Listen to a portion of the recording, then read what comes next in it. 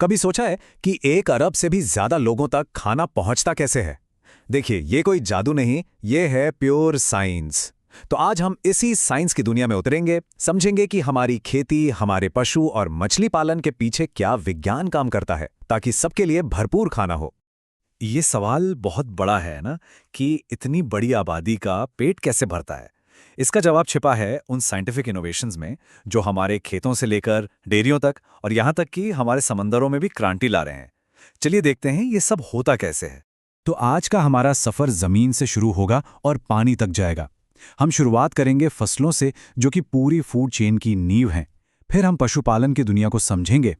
इसके बाद मछली और मधुमक्खियों जैसी कुछ खास प्रणालियों पर बात करेंगे और आखिर में हम उस कॉमन धागे को पकड़ेंगे जो इन सबको एक साथ जोड़ता है।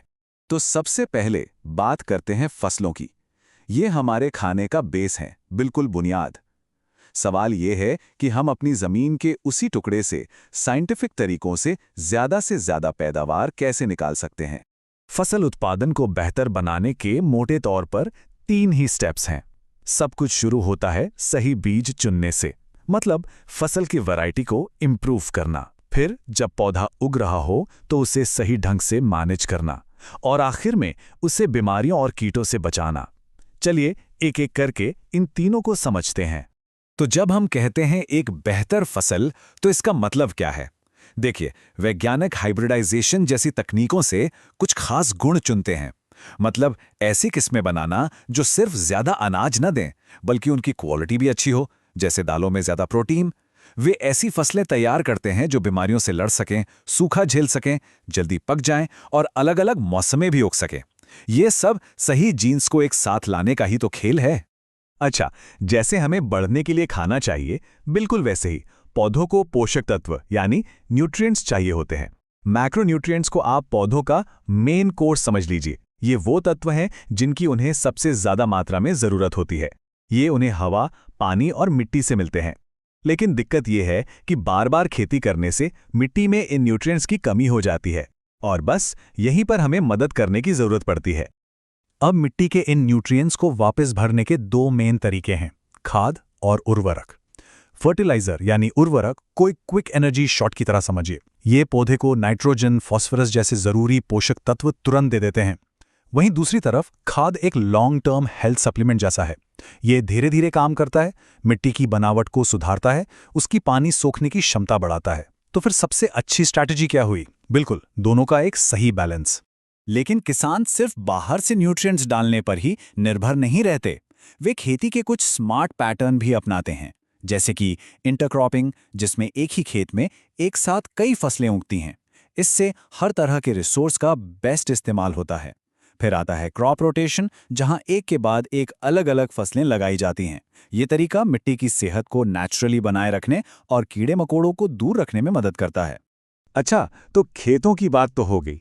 अब खेतों से आगे बढ़ते हैं और बात करते हैं पशुपालन की, हमारे फूड सिस्टम का एक और बहुत जरूरी हिस्सा। ये सिर्फ दूध या मांस के लिए नहीं है, जानवर खेती के कामों में भी एक बहुत बड़ी भूमिका निभाते हैं। बिल्कुल, फसल सुधार की तरह ही जानवरों की नस्ल सुधारने के लिए सिलेक्टिव ब्रीडिंग एक मेन टेक्निक है। इसका फंडा बहुत सिंपल है। 2 अलग अलग नस्लों को, जिनकी अपनी अपनी खासियतें हैं, उन्हें आपस में क्रॉस कराकर एक ऐसी संतान पैदा करना जिसमें दोनों के अच्छे गुण मौजूद हो। इसका एक क्लासिक उदाहरण देखिए। एक तरफ है विदेशी जर्सी गाय, जो बहुत लंबे समय तक दूध देती है, और दूसरी तरफ है अपनी देशी साहिवाल गाय, जिसकी बीमारियों से लड़ने की ताकत जबरदस्त है। अब जब इन दोनों की क्रॉस ब्रीडिंग कराई जाती है, तो जो नई नस्ल पैदा होती है उसमें दोनों की बेस्ट क्वालिटीज आ जाती हैं। वो ज्यादा दूध भी देती है और जल्दी बीमार भी नहीं पड़ती। पशुपालन में पोल्ट्री फार्मिंग एक बहुत बड़ी इंडस्ट्री है, और यहाँ सारा खेल मकसद का है।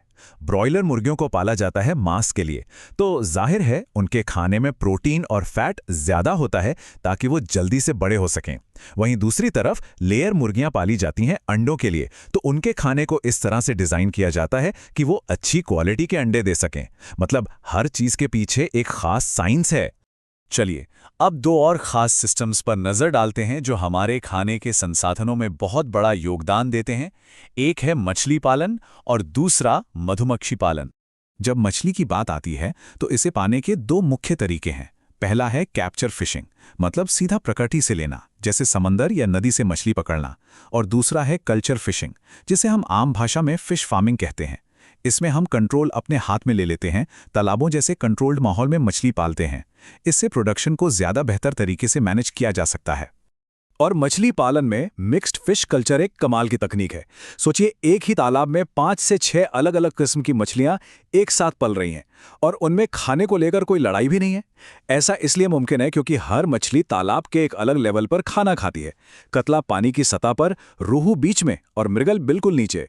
ये इकोसिस्टम मैनेजमेंट का एक शानदार उदाहरण है, जिससे तालाब की हर एक इंच जगह का इस्तेमाल करके पैदावार को कई गुना बढ़ा दिया जाता है। अब बात करते हैं कुछ मीठे की। मधुमक्खी पालन, जिसे एपीकल्चर भी कहते हैं, शहद और मोम के लिए मधुमक्खियों को पालने की कला है। ये किसानों के लिए एक्स्ट्रा इनकम का एक बहुत बढ़िया जरिया हो सकता है, क्योंकि इसमें इन्वेस्टमेंट कम लगता है और ये खेतीबाड़ी के साथ आराम से किया जा सकता है। लेकिन कमर्शियल शहद बनाने के लिए हर मधुमक्खी एक जैसी नहीं होती।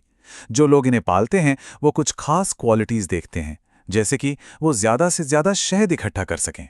ये तो जाहिर है, लेकिन उनका स्वभाव भी शांत होना चाहिए ताकि वो डंक कम मारें। साथ ही वो अपने छत्ते में टिकी रहें और उनकी आबादी तेजी से बढ़े। इन्हीं सब खूबियों की वजह से इटालियन मधुमक्खी एपिस मेलिफेरा पूरी दुनिया में सबसे ज़्यादा पसंद की जाती है। तो हमने फसलों की बात की, जानवरों की, मछलियों और मधुमक्खियों की भी। इन सब अलग अलग सिस्टम्स में क्या कोई एक कॉमन धागा है? वो कौन से बेसिक सिद्धांत हैं जो हर जगह प्रोडक्शन बढ़ाने के काम आते हैं? यहाँ एक बहुत ही दिलचस्प बात है। चाहे हम खेती की बात करें, पशुपालन की या मछली पालन की, प्रोडक्शन बढ़ाने के जो बेसिक सिद्धांत हैं वो बिल्कुल एक जैसे हैं। सब कुछ इन 4 पिलर्स पर टिका है। पहला, एक बेहतर नस्ल या किस्म से शुरुआत करना। दूसरा, उन्हें एक साफ और सही माहौल देना। तीसरा, उनकी जरूरत के हिसाब से सही पोषण देना। और चौथा, उन्हें बीमारियों और कीटों से बचाना। इन 4 चीजों पर अगर कमांड हो जाए तो कामयाबी पक्की है। लेकिन इन सारी वैज्ञानिक कोशिशों का असली मकसद सिर्फ ज्यादा पैदा करना नहीं है। असली लक्ष्य है सस्टेनेबल एग्रीकल्चर, यानी टिकाऊ खेती। इसका मतलब है कि हम अपनी आज की जरूरतों को इस तरह से पूरा करें कि हमारे पर्यावरण को नुकसान ना हो और आने वाली पीढ़ियों के लिए भी संसाधन बचे रहें। तो ये सारी बातें हमें एक बहुत ही अहम सवाल पर लाकर छोड़ देती हैं। हमने पैदावार बढ़ाना तो सीख लिया है, लेकिन अब हमारा अगला कदम क्या होना चाहिए?